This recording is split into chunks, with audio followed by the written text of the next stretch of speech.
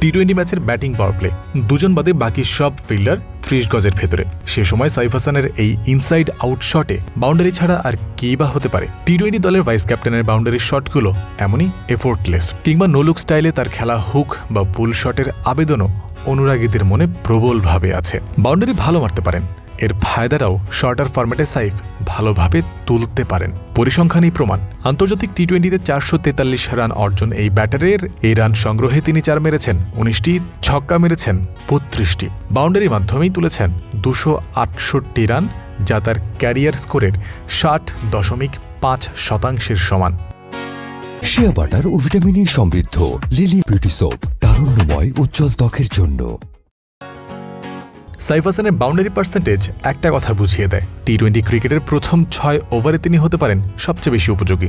মারমার কাট ক্রিকেটের যুগে তার হিটিং এবিলিটি পুরো স্কোরিং টাইমলাইনের টোন সেট করে দিতে পারে, যা তিনি ইতোমধ্যেই প্রমাণ করেছেন একাধিকবার।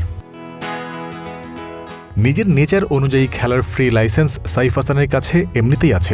ফিল্ড রেস্ট্রিকশনের সময়ে সেটার সেরা বেনিফিট পাওয়া যাবে।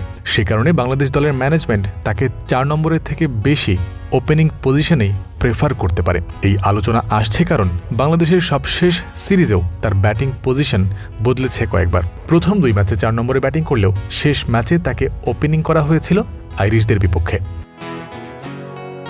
দলের প্রয়োজন অনুযায়ী যে কোনো ব্যাটারকে যে কোনো জায়গায় খেলতে হতেই পারে, এই মর্মে আরও একটা স্ট্যাট সামনে আসতে পারে।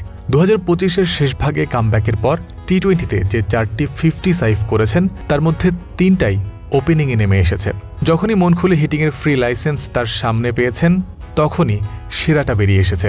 উল্টো দিকে যদি এর নিচে নামতে হয়, যদি ব্যাটিং করতে হয় 4 নম্বরে, যেখানে তিনি ইতোমধ্যেই 5 বার নেমেছেন, সেই ক্ষেত্রে এই অ্যাপ্রোচে বদল আনতে হবে, সেটাই তো স্বাভাবিক। এখন দেখার বিষয়, নিউজিল্যান্ডের বিপক্ষে টি-20 সিরিজের প্রথম ম্যাচে সাইফ হাসান কত নম্বরে ব্যাটিং করেন। আরও দেখার বিষয়, পরের 2 ম্যাচে বদলায় কিনা তার ব্যাটিং পজিশন।